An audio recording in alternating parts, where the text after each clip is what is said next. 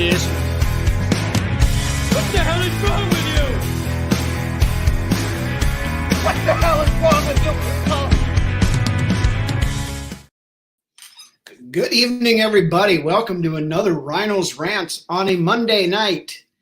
Good evening, Doc. Good evening, Nick. Good evening, Dan. My worthless opinion. Good evening. And anybody else I might have missed that's jumped in since we started here. But hey, we promised some more news this week, and we got it.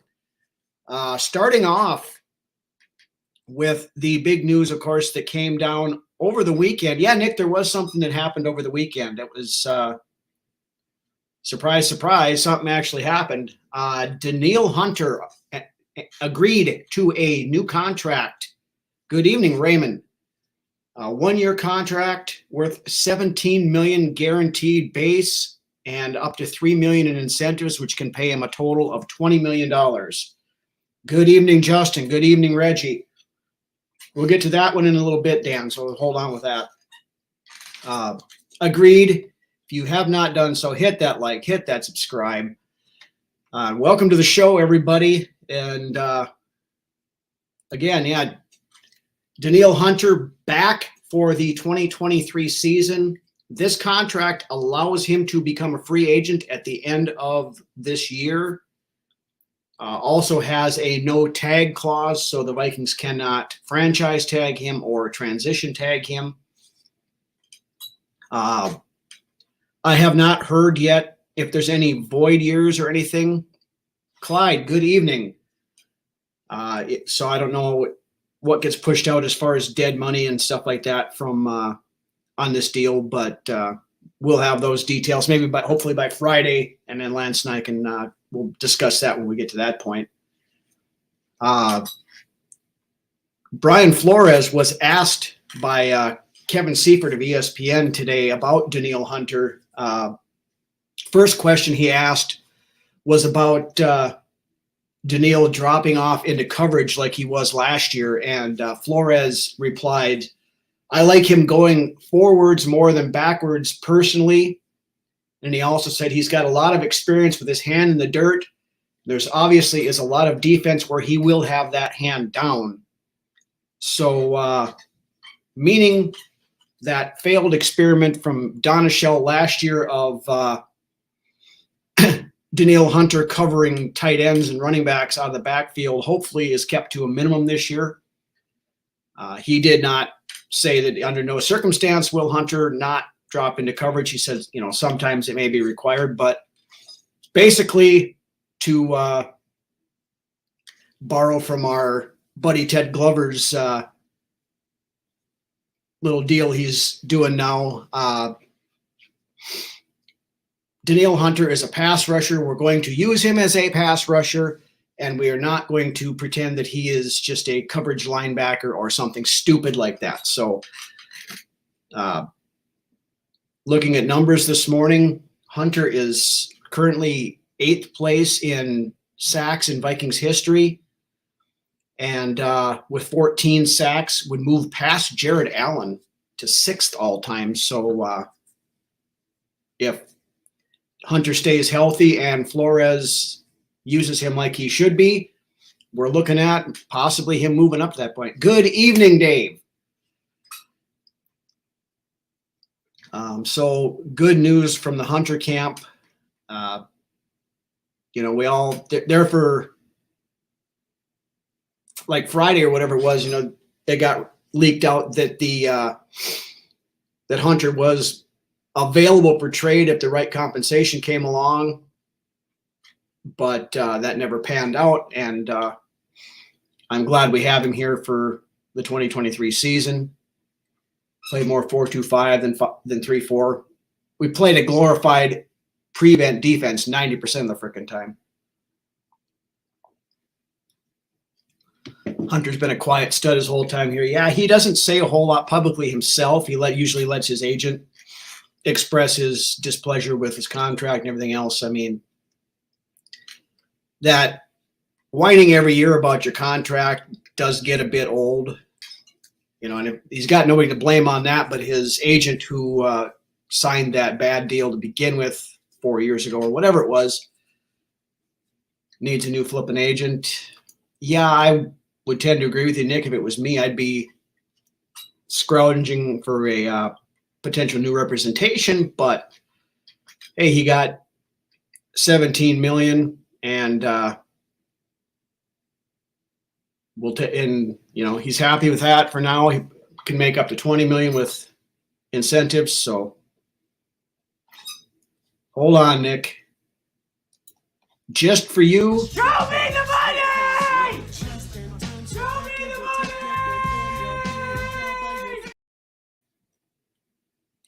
money! His agent sucks, bottom line. Yep.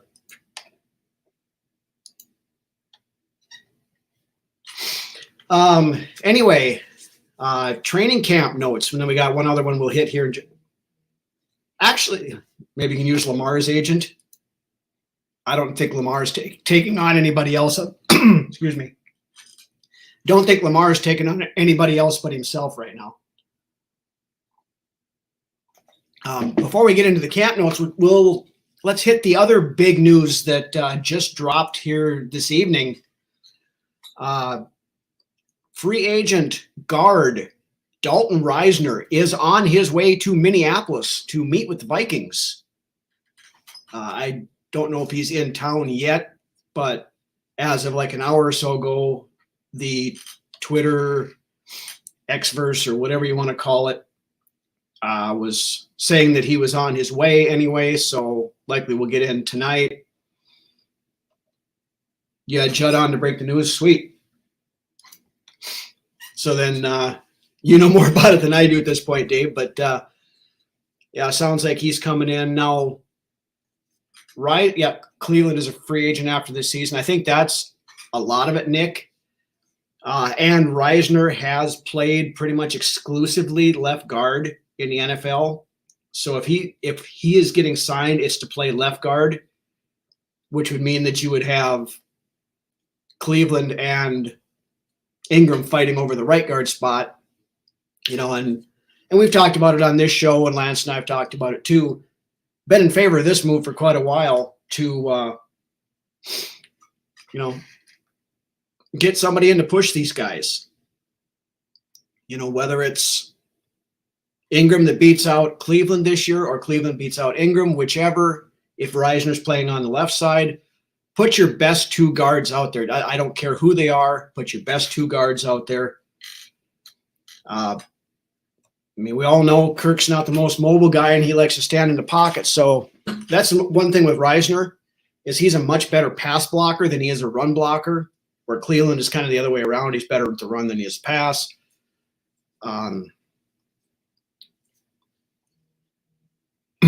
Right tackle and center in college, yep.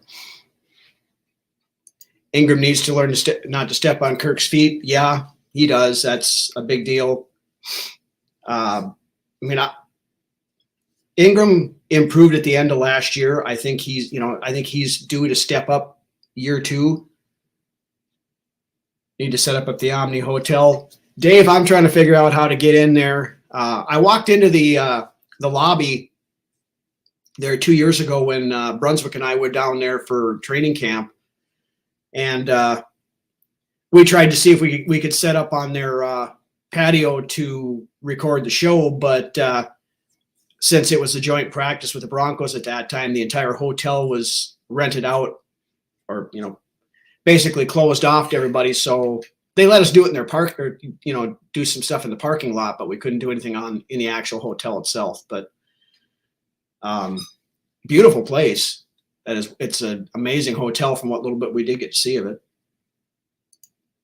Reggie, come see me. I got barbecue wraps, brisket, pulled pork, a choice of mac and cheese or coleslaw, barbecue sauce, fried onions, and jalapenos. Jesus Christ, Reggie, I just ate, but now I'm hungry again. I got to have some of your barbecue one of these days, brother.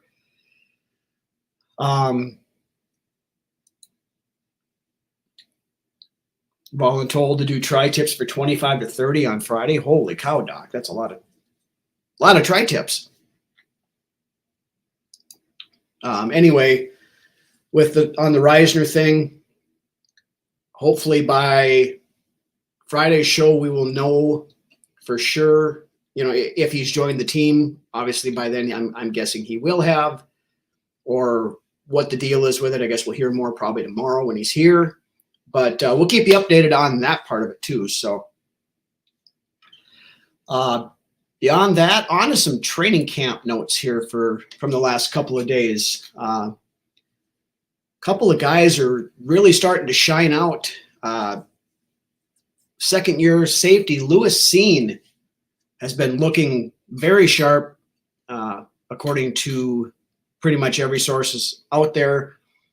Saturday, he came halfway across the field to jump the route on Jalen Rager and had a beautiful diving interception, and then also had a good pass breakup on another play later on. Rookie. Hold on.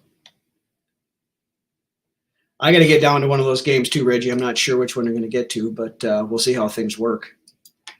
Reggie for Team Chef. Yep, absolutely. Another rookie news, Ivan Pace Jr. has been very impressive so far, according to some of those in the know. Flores commented on him specifically, saying he looks really good and was looking forward to seeing what he can do at full speed in pads. He's definitely making a case for a roster spot, which we kind of all figured that probably he would. But I think the kid works himself into some playing time once the season rolls around too, if he keeps showing up like he has. Justin Jefferson in practice doing Justin Jefferson things. I'm sure you guys have all seen the assorted catches and things he's been doing. Nothing short of amazing on some of those. Reggie should make a barbecue book. Yes, Reggie should make a barbecue book.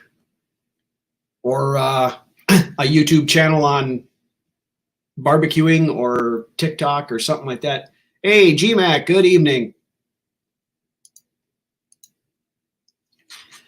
Some other stuff from training camp. Cornerback Jawan Williams is still running with the ones, and by all accounts has been doing fairly decent with him at the ones. I don't know if it's because he's showing up or if others are not. I've heard Andrew Booth hasn't really stood out in anything so far this year. It's kind of concerning with him. I mean, I expected there to be a competition there, but I didn't expect Jawan Williams to be the guy that was taking up the ones to begin with. I figured Mekhi Blackman would be pushing for playing time right away, but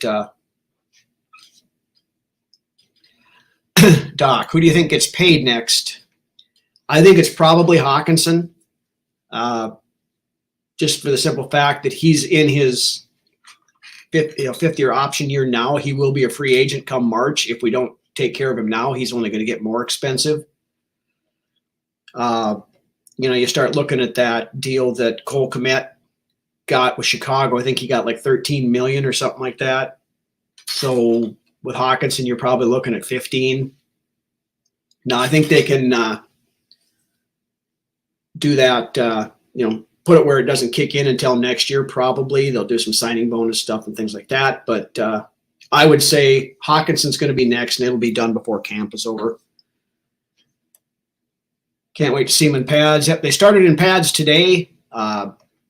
Watched a few plays like that. Reggie Addison got Blackman good today. That was a pretty good play by Addison. He's got some definite shimmy in his route there when he juked and backstepped about 3-4 times and burned past him for a nice. Can tag him for 2 years. Yeah, we can. Do they want a franchise tag? The franchise tag, I think, for tight ends is about in that, what is that, 13 million, maybe 14 million, whatever it is this year. But so that is an option. Nick, you're right. I would prefer to stay away from the franchise tag if we can, just because it tends to tends to piss off players a little bit when they don't, not able to get a longer term deal done. And realistically, I mean, Hawkinson's been good about the whole thing. He's like, it's going to take care of itself. I'm not worried about it. So I expect a extension before the franchise tag comes. I think Williams is getting time with the ones because he knows Brian's system. That's definitely a possibility, Thomas. Good evening, by the way. There is a familiarity there. I forgot about that. So probably gives him a little bit of a leg up anyway, but I think he's practicing well enough by all accounts that he's earning it too. So, never hurts to you can't have too many good cornerbacks. So if, and Williams battled injuries and stuff in New England. So if he's healthy and he's, he was a second round pick. So it's not like he was just some scrub late round guy that we picked out of the $5 movie bin at Walmart. So, he's got potential there too to, and if he can be decent, that gives a little bit more time for Blackman to develop, a little more time for Booth to figure out what's going on with him. Would like to sign Hawkinson 3 to 5 years. I would think that would be probably what you're looking at, Dan.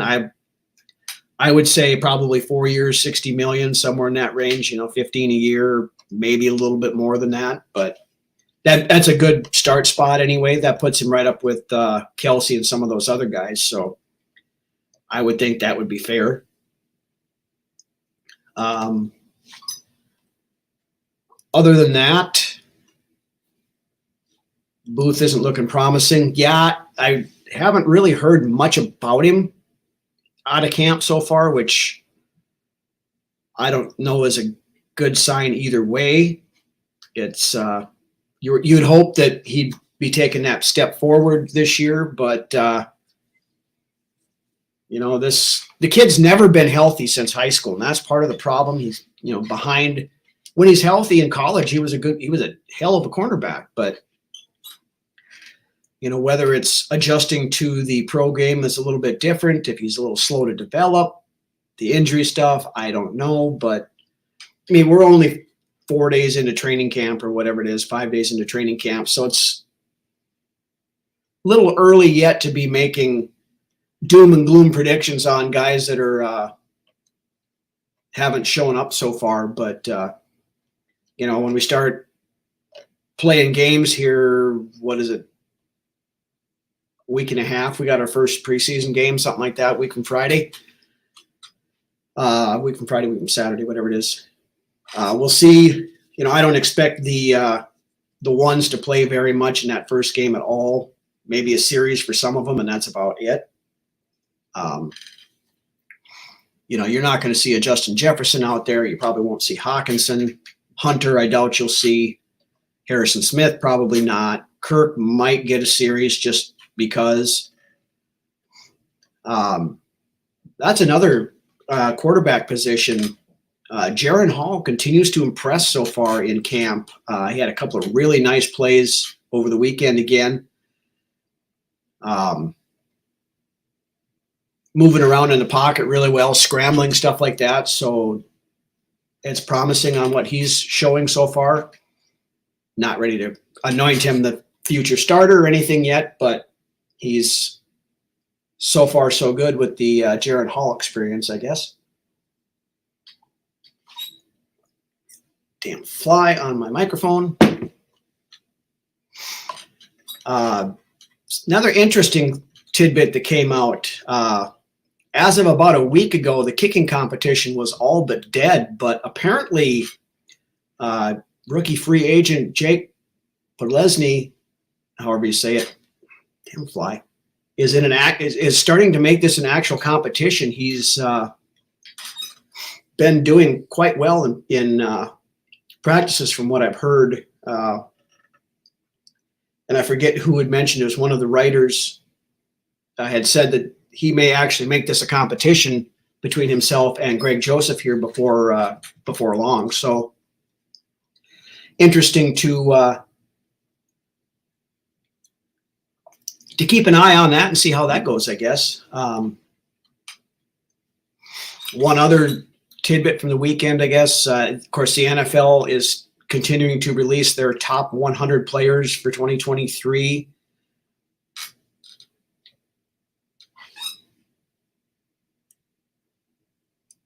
Ryno Steinview's Denver's cool as a Tyler E. Claire view. I got to change things around because if I go on this side, I got the really cool wolf inscription in there, but I'm left-handed, so I drink it the other way around. If I do it here, I'm going to smack into my microphone stuff, so I don't get to show off the cool scribing quite so much there. But back to the top 100 stuff on, of course, Harrison Smith I think was 97 or whatever it was. Hadn't had any other Vikings, current Vikings anyway, up until this point, but they released 41 through 50 today, and one Kirk Cousins came in at number 42. So I think he was 99 last year, so quite a jump up from previous seasons. And Kirk getting a little bit of the recognition he probably deserves.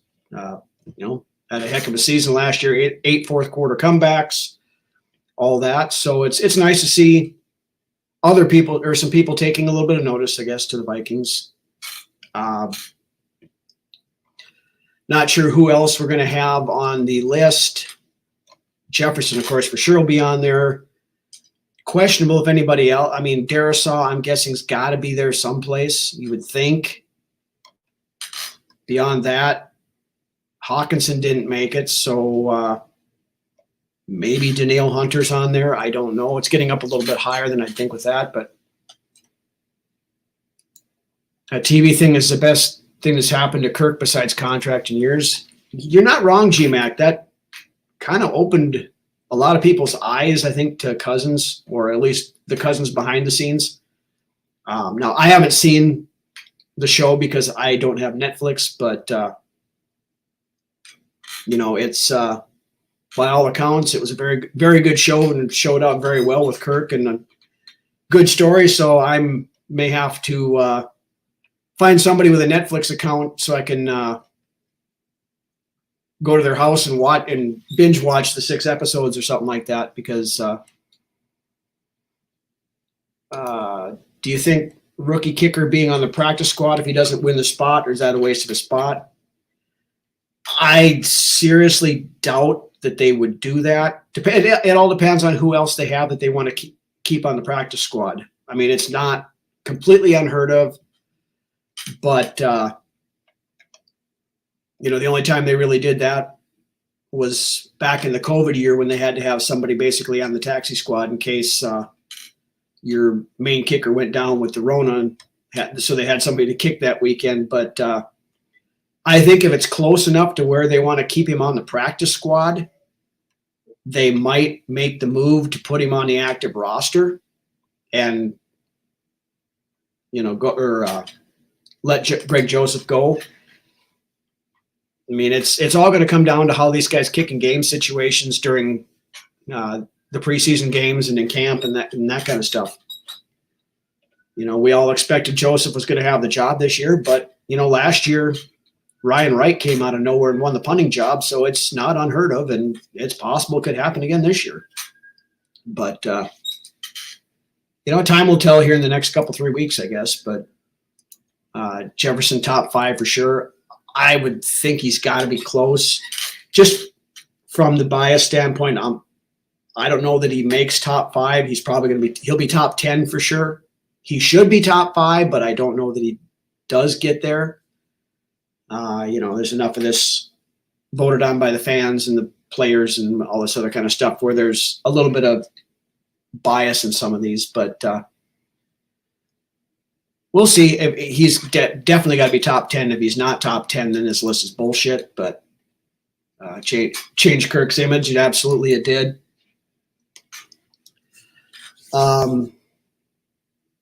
Highest non-quarterback, or it's BS.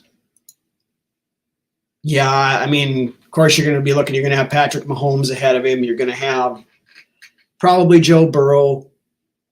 Probably Josh Allen might be up there. Jalen Hurts is going to be in the top 10, I would guess. Other than that, you've got some edge rushers and stuff in there, the Bosas or cornerbacks. So it'll be tight, but he should be the highest wide receiver, absolutely. And if he's not, there again, it's a bullshit list too. But we'll find out, I guess, in 3-4 days or whenever, next Friday, whenever the top 10 comes out, and go from there. But speaking about ex-Vikings, one other thing we ran across today, of course, Dalvin Cook visited the New York Jets over the weekend, and there are some rumblings coming out of the Jets organization that they're a little bit annoyed with the situation because there's some people that think that he's just using the Jets to try to leverage a better deal with Miami, which very well could be the case. Because, I mean, there's no real secret that he wants to play for Miami. So, by visiting his rival, I'm guessing that's their plan. And if the Jets come back with a good enough deal, they'll just go there so he can play with Rodgers and whatever else. But I still think he probably ends up in Miami when it's all said and done with. But we'll see on that. He's not our concern anymore, I guess. So just something to kind of watch on the sidelines. But anyway, that's about all I've got. You guys got anything else that you want to talk about while we got this forum going here? Or,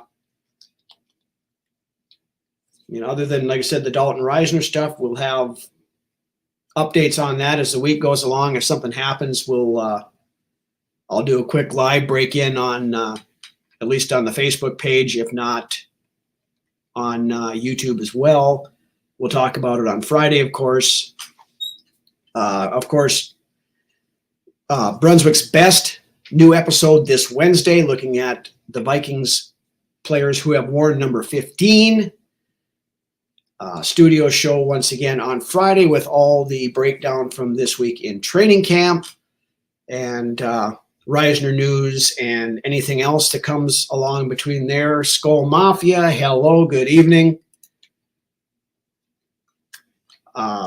Any update on the injuries like rookie Carter? From what I've heard with Andre Carter, it's a soft tissue injury, like a hamstring or something to that nature. So they're just being careful with him. He's still on the PUP list, active PUP list. So, they can activate him at any time they feel he's ready.